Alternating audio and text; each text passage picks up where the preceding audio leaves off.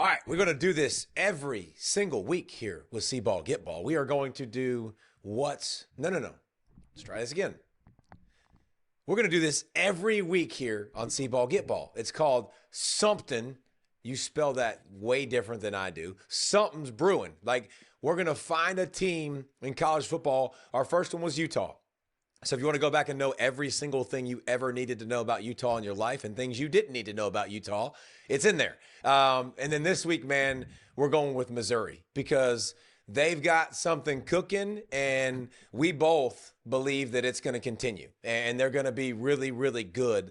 They started at 4-0 last season. I think it's important to realize, too, with Missouri, like, Missouri's not like a flash in the pan, oh, hey, this is the first year they've been good. Like, they've been really good with Eli Drinkwitz, and they're 24-5 in their last 29 games. Like, that's tied for the second most wins in a 29-game stretch in school history. So it's been brewing. Yes. But I think it goes to a new level because there's some additions that we both are like, oh, he looked good. Oh, he looked good. So I think that's something that's definitely going in their direction, and that's why we're both talking about this team. And I think in a couple of weeks, we're going to have this game as the game of the week with them in Alabama. And you're going to be like, all right, a lot on the line.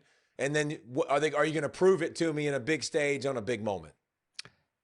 So PFF, Pro Football Focus, that I've worked for a long time, we have this thing called a playoff predictor, and it's our power ratings.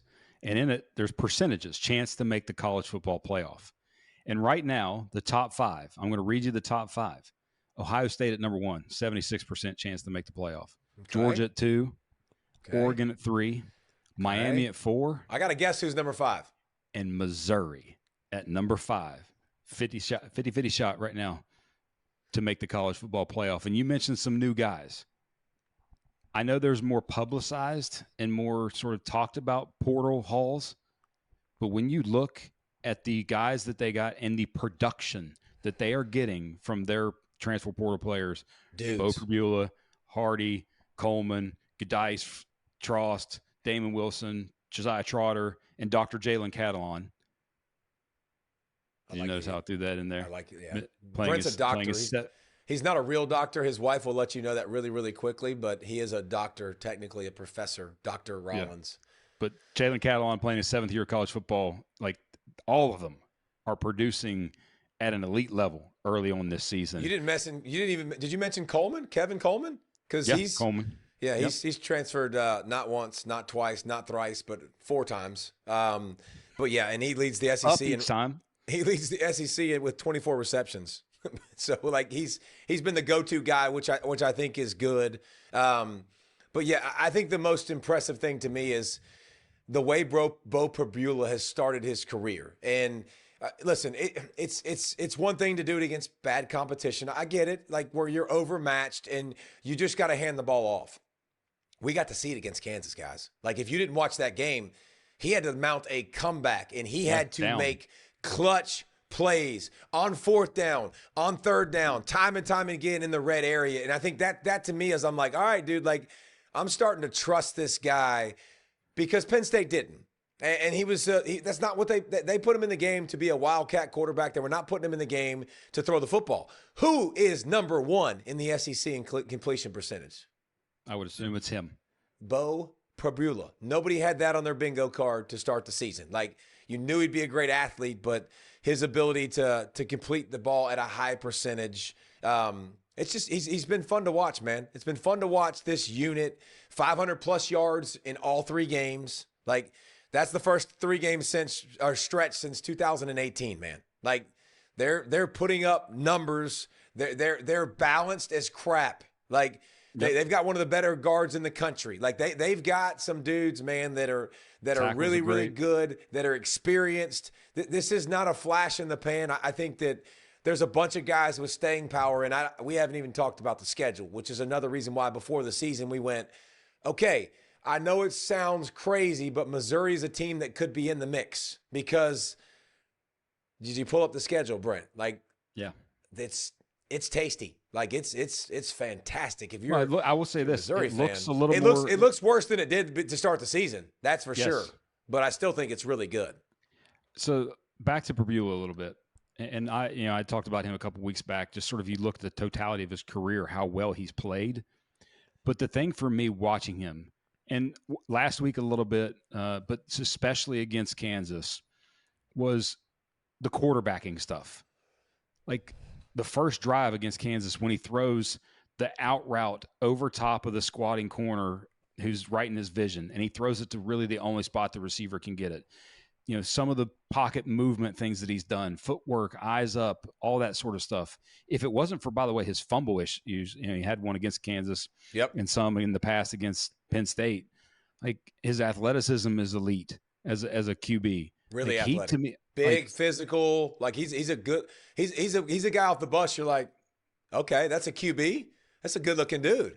Layering throws, like all the things that to me lead to consistency at that position, he is exhibiting right now. He's second highest passing grade in the Power 4 in terms of PFF passing grade. So all that's there. But I know you probably want to talk about the running game. Oh my God. And the run back. All right, so let me just give you some wonder fun. Why. Hold on. Why would I want to talk about this? Why would I want you to bring up their running back, Brent? Because he's really good. By the way, he and number 2 are both really good. Hold on. Like, but why specifically would I ask for you to bring up the running back? Because he's right now one of the. Oh, my bad. Oh, because he's on your fantasy team. Oh, yeah. Because he was one of the first guys taken on my fantasy team. Because when you watch this guy in the past, he's an animal. Like, he wasn't built like he wasn't built like a group of 5 guy. Like, there's a lot of running backs that are built like a group of 5 guys. And that's why they're not in the Power 4, right? Like, Hardy is like tackling a tree stump, bro. Like, it's literally like you run in there and you're like, ugh, like legs and butt. Like, that's what you want. You want to be thicker than a Snickers. You want to be low. You want to be low, down low. You want to be built so you can break tackles. He's got the speed. 250 last week. Like, yep. You want to talk about fantasy winning, like off the top, like spanking, like Brent Rollins belt meat bottom. Like, that's what Ahmad Hardy is doing by himself, because dude's an absolute animal. Like, tackling him is not much fun. He's number 1 in the Power 4 in yards, number 1 in missed tackles forced, number 1 in 10-plus yard runs. He's number 2 in yards after contact per attempt. But you mentioned the body. One of the things that stuck out to me watching him, and I watched all 3 games. Most guys, you look in their hamstrings, like it's just kind of this smooth deal. His hamstrings have muscles, like muscles upon muscles in the hamstring area, which I'm just like, that looks different. Like, it just looks that much more powerful watching him, and he is big time. Now, one of the things I think watching them this year as opposed to years past, like, what do you traditionally think of with their offense? Being in the pistol and running outside zone. Yeah.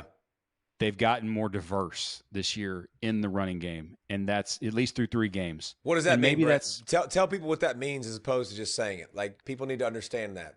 So in terms of run scheme, I think any more teams have to be diverse in the types of variety of schemes that they run. Outside zone, inside zone, counter, power, trap, all these sort of things. When you don't lean heavy on one, the defense can't key on you. The outside zone and the stretch zone game is so difficult to defend as it is. Yeah. But when you have multiple things off of that and different things that you can hit them with, it just makes your offense that much more harder to defend and that much more efficient. And by the way, and I think you'll see more of that coming up, Brent, because I think you're going to see Missouri continue to evolve, because when you do those outside zones and you got a QB that can boot it back the other direction, it's really hard to stop. And they haven't had to use Pribula. Like, he's not having to carry the ball a ton.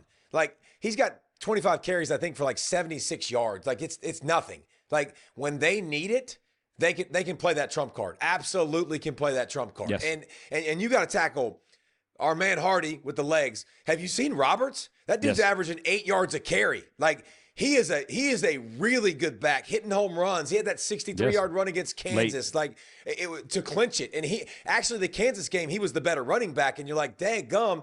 And you got Pribula. So you got 3 guys that you got to tackle all game long. You got an elite play caller with Drink and more at the OC. He's really good, man. Like really good at the way they design. Norfleet at tight end. Like they've got a lot of pieces, man, where this is not a flash in the pan. This is not something that's a cute little story. Like they're going to be a problem in the SEC with all the teams and all the competition. Like they're going to beat teams that are really, really good. They might beat Alabama, and they don't have to leave their state for another couple weeks, which is fantastic. They got South Carolina in Columbia.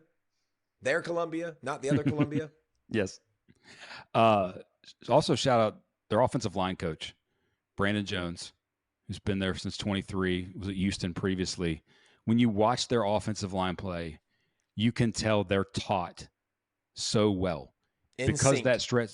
Because of the stretch zone and how you do that, and now that you're doing adding other schemes, more counter things like that, you've got to teach those things and teach them, and you can just see the details, little tiny details that you watch: footwork, hand placement, running, the sort of track with the zone type stuff. All that is just it's as good as it gets. Like that's why.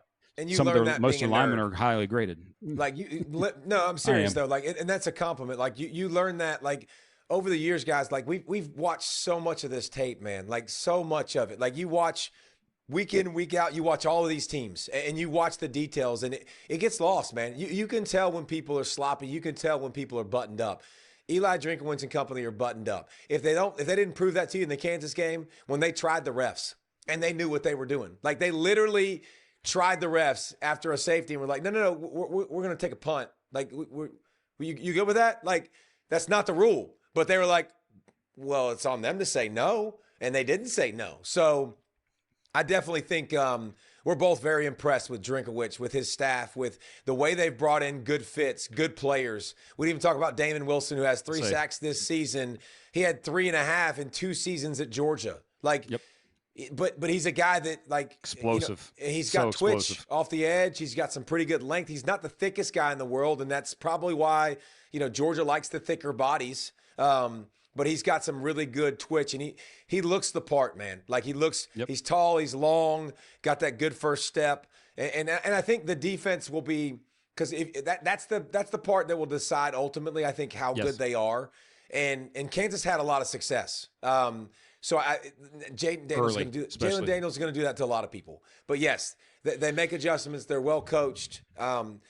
Drink continues to hire good staff. Like that's just what he does. That's who he is. He's a football nerd. He's so much fun to watch. Like he's fun to watch his press conference, and that's why. Unless you got something else, man. Like that's why. Like Trotter is a tackling machine. Like coming from West Virginia, like I saw him a lot last year at West Virginia. He's the real deal.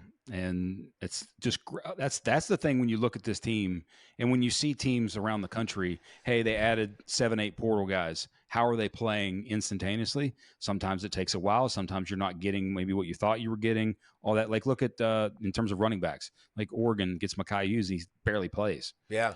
Like you thought he was going to be a big time addition for them. 100% could be. They hit on all these guys. And that to me is also as much talent identification as it is good coaching. It's all that combined. Speaking of hit the like, hit the subscribe, rate, all that stuff, man. We appreciate you guys because we've been growing like crazy here at See Ball Get Ball. And this is called Sumpthin's Brewin. And we're going to do this every week, man. And if you find your team on this list, that means you got something good going on. And Missouri football, you got something good going on.